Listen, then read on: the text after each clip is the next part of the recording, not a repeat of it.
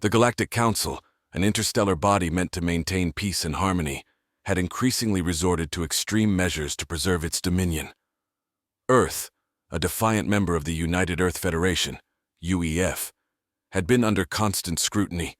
The Council's latest act of aggression, however, crossed a line that could not be ignored. On the distant Council-controlled planet of Eldoria, a brilliant young human scientist named Lena Everett was imprisoned. Her crime: developing groundbreaking research that could potentially shift the balance of power in favor of Earth. Her capture had been swift and brutal, and under the Council's watchful eye, Lena endured relentless interrogation and torture. In the depths of her cell, Lena's resolve never wavered. She knew that the knowledge she possessed was vital to Earth's future. The Council's methods were ruthless, but Lena's spirit remained unbroken. News of her capture and mistreatment soon reached Earth, igniting outrage and calls for action. In the heart of New Avalon, Earth's capital city, President Elena Marquez convened an emergency meeting with the UEF's highest-ranking officials. Present were Admiral Jonathan Blake, the head of naval operations, General Aidan Shaw, commander of the ground forces, and Dr. Isabella Grant, a leading scientist. "We cannot allow the Galactic Council to torture our citizens and get away with it," President Marquez declared, her voice firm. "Lena's research is critical to our defense. We must rescue her at all costs." Admiral Blake spoke next, his expression resolute. "Our intelligence confirms that Lena is being held on Eldoria. The planet is heavily fortified, making a rescue operation highly risky." General Shaw, known for his strategic brilliance, leaned forward. "We have an asset that could turn the tide in our favor. Project Phoenix. It's time to awaken the super soldiers." Project Phoenix was Earth's best-kept secret, a program that had created elite soldiers through advanced cybernetics and genetic enhancements. These soldiers, placed in cryosleep, were to be revived only in Earth's darkest hour. President Marquez nodded, determination shining in her eyes. "Do it. Revive them. We will not let Lena's sacrifices be in vain." Deep beneath New Avalon, in a high-security cryo facility, preparations began to revive the super soldiers. The facility buzzed with activity as scientists and technicians activated the cryo chambers. One by one, the soldiers emerged from their long slumber. Captain Marcus Steele, the leader of the super soldiers, was the first to awaken. Standing tall with a commanding presence, Steele's enhanced senses quickly acclimated to his surroundings. His eyes, augmented with cybernetic implants, scanned the room with sharp focus. "Captain Steele, welcome back," Admiral Blake greeted him. "We have a mission for you and your team." Steele nodded, his voice steady. "We're ready. What's the situation?" Blake briefed Steele on Lena's capture and the mission to rescue her. Steele listened intently, his resolve hardening with each detail. "We won't let them harm her any longer. My team will get her out." The other super soldiers, Lieutenant Sarah Vega, Sergeant Alex Kane, and Corporal Jenna Miles, awoke and quickly adapted to their new reality. Each soldier was a master of their respective field. Vega, a sharpshooter with unparalleled accuracy. Kane, a demolition expert. And Miles, a reconnaissance specialist. General Shaw outlined the mission. "You'll infiltrate Eldoria under cover of night. Your primary objective is to extract Lena and secure her research. Expect heavy resistance." The team boarded the USS Shadow, a stealth frigate equipped with the latest cloaking technology. As the ship slipped into the depths of space, Steele addressed his team. "This mission is critical. Stay focused and trust your training. We're bringing Lena home." The journey to Eldoria was tense, but the super soldiers remained calm and collected. Upon reaching the planet, the Shadow's cloaking device activated, rendering it invisible to the Council's sensors. "Approaching drop zone," reported the pilot, Lieutenant Mark Harris. "Prepare for insertion." The team donned their advanced combat suits, each equipped with enhancements tailored to their specific roles. The drop pods were prepped, and the soldiers climbed in, ready for deployment. The drop pods pierced the atmosphere, landing with pinpoint accuracy near the detention facility. Steele and his team moved swiftly, their movements silent and precise. Corporal Miles scouted ahead, using her enhanced vision and sensory implants to detect enemy patrols. "2 guards ahead," Miles whispered. Take them out quietly. Lieutenant Vega lined up her shot, her enhanced optics allowing her to see in the dark. A silenced round eliminated the first guard, followed by another shot that took out the second. The team advanced, neutralizing threats with silent efficiency. Inside the facility, the team encountered heavier resistance. The Council's soldiers, alerted to the intrusion, engaged in a fierce firefight. The super soldiers' enhancements gave them a significant advantage, allowing them to overpower the guards. As they reached the central interrogation chamber, Steele saw Lena restrained but defiant.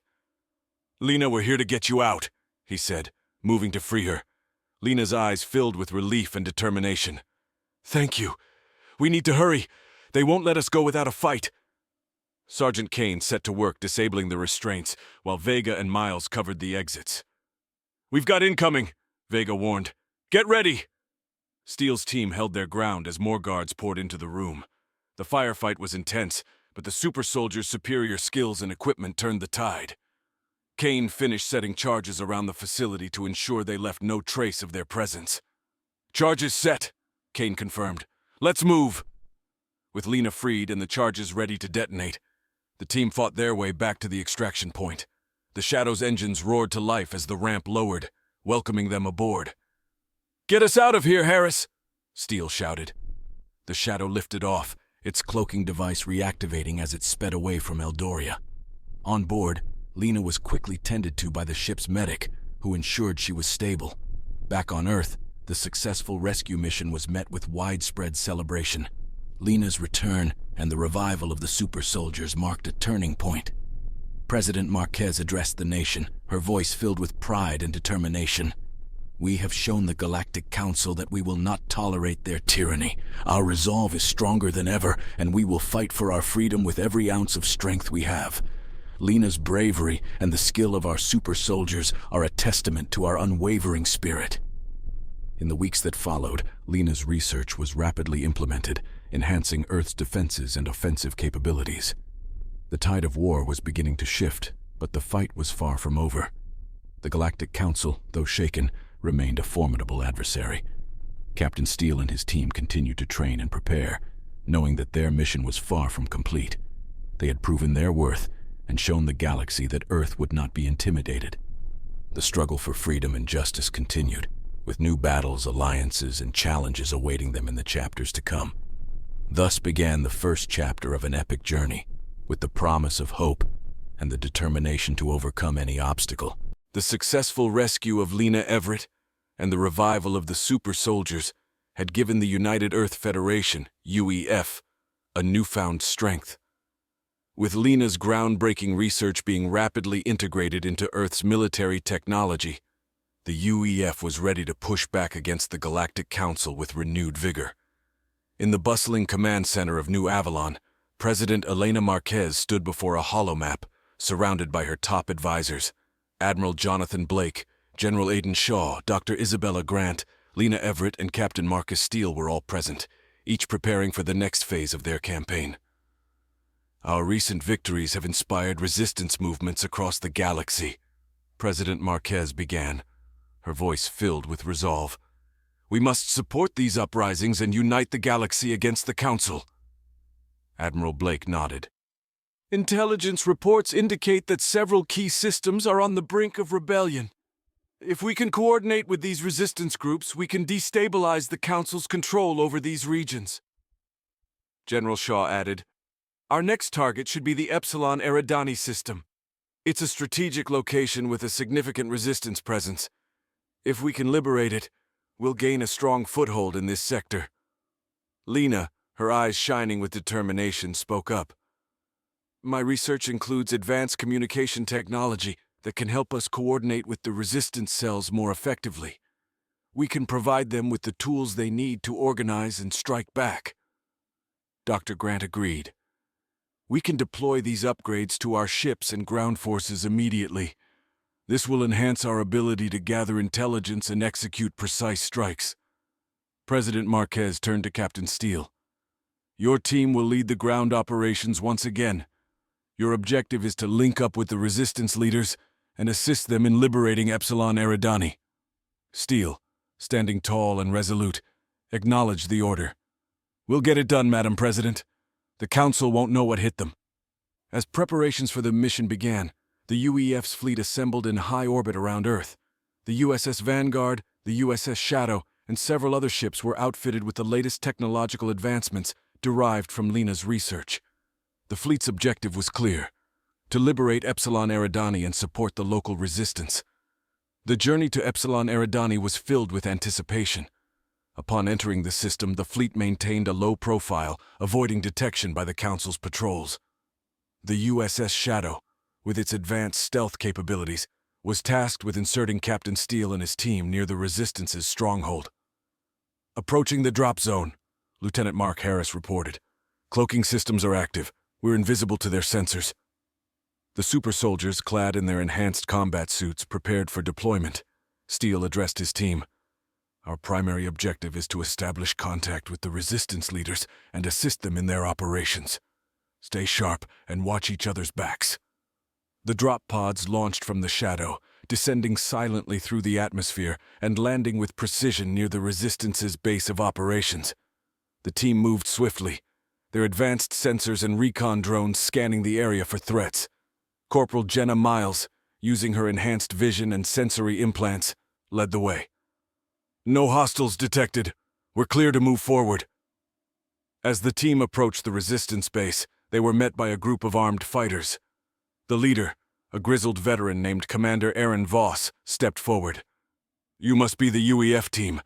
We've been expecting you. Steele nodded. Captain Marcus Steele, UEF. We're here to help you take back Epsilon Eridani. Voss shook Steele's hand. We could use the help. The Council's grip on this system is strong. But with your support, we can break their hold. Inside the Resistance's underground command center, Voss briefed the team on the situation. The Council controls several key installations, including a communications tower, a supply depot, and their main garrison. We need to take these out to cripple their operations. Lieutenant Sarah Vega, the team's sharpshooter, studied the maps displayed on the holotable. We can start by taking out their communications tower. It will disrupt their coordination and give us an advantage. Sergeant Alex Kane, the demolition expert, agreed. Once their communications are down, we can hit the supply depot and cut off their resources. Miles added, I'll deploy recon drones to gather intel on their defenses. We need to know what we're up against. With the plan in place, the combined UEF and Resistance forces moved out. The first target was the communications tower, a heavily guarded structure that played a crucial role in the Council's command and control network. As the team approached the tower, Miles deployed her drones, feeding real-time data to the team. Multiple guards patrolling the perimeter. They're heavily armed, but we can take them out quietly. Vega, positioned on a nearby ridge, took aim with her sniper rifle. On your signal, Captain. Steele gave the signal, and Vega's rifle cracked in the night. One by one, the guards fell, their bodies hitting the ground without a sound. The team moved in, neutralizing the remaining guards with silent efficiency. Kane set charges at the base of the tower, his hands moving with practiced precision. Charges set, ready to blow. Steele nodded. Do it. The explosion rocked the night, the communications tower collapsing in a shower of sparks and debris. The Council's forces, now cut off from their command network, scrambled in confusion. Objective 1 complete, Steele reported. Moving on to the supply depot. The team advanced on the depot, encountering heavier resistance. The Council's soldiers, alerted by the explosion, had fortified their positions. But the combined might of the super soldiers and the Resistance fighters proved too much for them. Using their advanced gear and tactics, the team breached the depot's defenses. Kane planted charges on the fuel tanks and ammunition stores, ready to deliver another devastating blow. Fall back, Steele ordered, as the charges were set. We've got what we came for. The team retreated to a safe distance as the depot went up in a massive fireball. The Council's supply lines were crippled, their ability to sustain operations in the region severely compromised. With the communications tower and supply depot destroyed, the final target was the main garrison. The Resistance leaders joined Steele and his team in planning the assault. Voss outlined the strategy. The G. Garrison is the heart of the Council's operations here. It's heavily fortified and well defended. We'll need to hit them hard and fast. Steele, assessing the situation, turned to his team. We need to create a diversion to draw their forces out. Once they're engaged, we can infiltrate the garrison and take out their command structure. Vega, ever the sharpshooter, suggested, I can take a position on the outskirts and pick off their sentries. It will force them to redirect their attention and thin out their defenses. Miles nodded. I'll use my drones to create false signatures, making it seem like we have a larger force approaching from multiple directions. That should keep them off balance. Kane, with his demolition expertise, added, I'll set charges at key points around the perimeter. When they're distracted, we'll blow the fences and storm in. Commander Voss, impressed by the plan, agreed. Sounds good. My men will support you. We've been waiting for this moment for a long time. As night fell, the resistance fighters and super soldiers took their positions. Vega, perched on a hill overlooking the garrison, scanned the area through her scope. I've got eyes on the sentries. Ready to engage on your command, Captain. Steele, watching the garrison through his binoculars, gave the order. Take them out, Vega. Vega's rifle whispered in the night, each shot finding its mark with deadly precision. The sentries fell one by one, their absence causing a ripple of confusion among the Council's troops. Miles deployed her drones, creating the illusion of a large approaching force. The drones emitted false heat signatures and movement patterns, drawing the attention of the garrison's defenders. The Council's troops, already disoriented, began to panic. Kane, moving stealthily around the perimeter, planted charges at strategic points.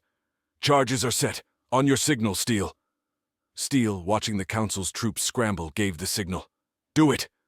The charges exploded in a series of deafening blasts, tearing through the garrison's defenses. The fences crumbled, and the path to the heart of the garrison was laid bare. Move in! Steele shouted, leading the charge. The super soldiers and resistance fighters stormed the garrison, engaging the Council's troops in fierce combat. The enhanced capabilities of the super soldiers gave them a significant edge, their movements swift and precise. Inside the garrison's command center, chaos reigned. The Council's officers struggled to coordinate a defense, but the relentless assault left them reeling. Steele and his team pushed forward, cutting through the enemy ranks with ruthless efficiency. As they breached the command center, Steele confronted the garrison's commander, a high-ranking officer known for his brutal tactics. The commander, cornered and desperate, tried to rally his troops, but it was too late. Your reign of terror ends here, Steele declared, his voice cold and resolute. The commander, realizing his defeat, dropped his weapon and raised his hands in surrender. We were just following orders. Steele's eyes hardened. Orders or not, you'll answer for your crimes. With the garrison's command structure dismantled and its defenses shattered, the remaining Council troops surrendered. The liberation of Epsilon Eridani was complete. As dawn broke, the people of Epsilon Eridani emerged from their hiding places, their faces filled with hope and gratitude. The victory had inspired a renewed sense of unity and determination among the resistance fighters and the liberated populace. Back in the Resistance's underground command center, Steele, Voss, and their teams assessed the situation. The liberation of Epsilon Eridani had dealt a significant blow to the Council's control in the sector.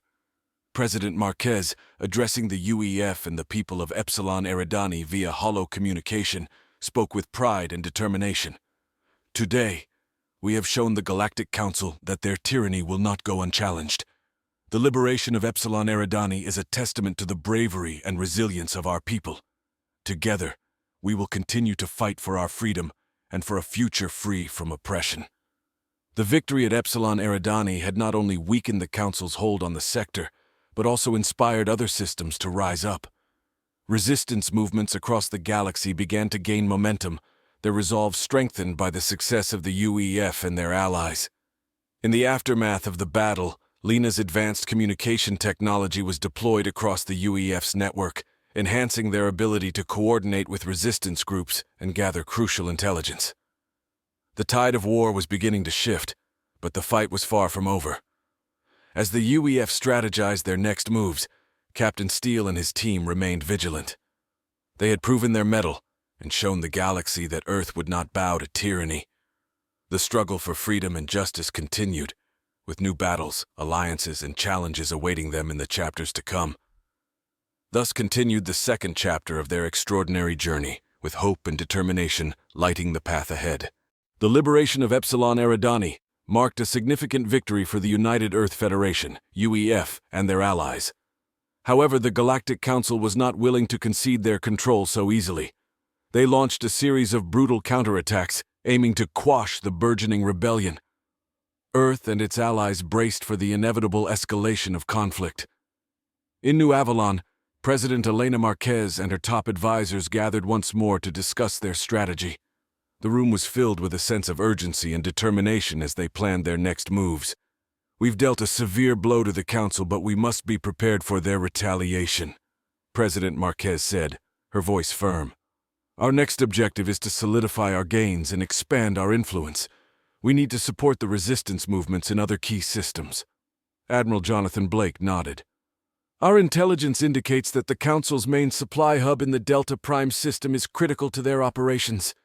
If we can take it out, it will severely cripple their ability to launch further offensives." General Aidan Shaw added, "We should also consider a direct assault on one of their major shipyards. Disrupting their production capabilities will weaken their fleet and give us a strategic advantage." Lena Everett, whose research continued to play a vital role, spoke up. "My team has developed new stealth and offensive technologies based on my research. These enhancements will give our forces the edge they need to strike effectively and retreat without significant losses." Dr. Isabella Grant agreed. "We can integrate these technologies into our ships and ground units immediately. This will enhance our capabilities and improve our chances of success." President Marquez turned to Captain Marcus Steele, who stood ready with his team of super soldiers. "Captain Steele, your team will once again be at the forefront of this mission. Your objective is to infiltrate the Delta Prime system, disable their supply hub, and disrupt their shipyard operations." Steele's expression was resolute. "We're ready, Madam President. We'll hit them where it hurts and make sure they can't recover." As the UEF fleet prepared for the assault, the atmosphere was charged with anticipation. The USS Vanguard, USS Shadow, and several other advanced ships were outfitted with the latest technological enhancements derived from Lena's research. The fleet's mission was clear: to deliver a decisive blow to the Council's logistics and production capabilities. The journey to the Delta Prime system was tense but focused. Upon arrival, the fleet maintained strict radio silence, relying on their upgraded stealth systems to avoid detection. The USS Shadow, with its enhanced cloaking capabilities, was tasked with inserting Captain Steele and his team near the supply hub. "Approaching the drop zone," Lieutenant Mark Harris reported. "Cloaking systems are active. We're invisible to their sensors." The super soldiers equipped with the latest combat gear prepared for deployment. Steele addressed his team. "Our primary objectives are to disable the supply hub and disrupt their shipyard operations. We'll move quickly and strike hard." The drop pods launched, descending silently through the atmosphere and landing with precision near the supply hub. Steele and his team moved swiftly, their enhanced sensors and recon drones providing them with real-time data on enemy movements. Corporal Jenna Miles, using her advanced vision and sensory implants, led the way. "No significant hostiles detected in the immediate area. We're clear to proceed." As the team approached the supply hub, they encountered a group of Council soldiers. Lieutenant Sarah Vega, the team's sharpshooter, quickly neutralized the threats with pinpoint accuracy. The team advanced, neutralizing any resistance with efficient silent strikes. Inside the supply hub, Sergeant Alex Kane planted charges on critical infrastructure points. "Charges set. Ready to blow on your command, Captain." Steele nodded. "Do it." The explosions rocked the supply hub, sending shockwaves through the Council's operations. The hub's destruction crippled their logistics, cutting off vital supply lines and causing chaos within their ranks. "Objective 1 complete," Steele reported, moving on to the shipyard. The team made their way to the shipyard, where they encountered heavier resistance. The Council's forces, alerted by the destruction of the supply hub, had fortified their positions. The super soldiers, using their enhanced capabilities, fought their way through, overcoming the Council's defenses with precise, coordinated attacks. Kane set additional charges on the shipyard's critical machinery, while Vega and Miles provided cover. As the charges detonated, the shipyard was engulfed in flames, its production capabilities effectively destroyed. "Mission accomplished," Steele reported. "We're heading back to the dropships." Back in orbit, the UEF fleet continued to engage the Council's forces, creating a safe corridor for the dropships to return. The combined assault from space and ground had once again caught the Council off guard, resulting in significant losses. "Enemy fleet is in retreat," Admiral Blake announced. "We've done it." Upon their return to Earth, the successful mission was met with widespread celebration. The destruction of the Delta Prime System's supply hub and shipyard had dealt a crippling blow to the Council's war efforts.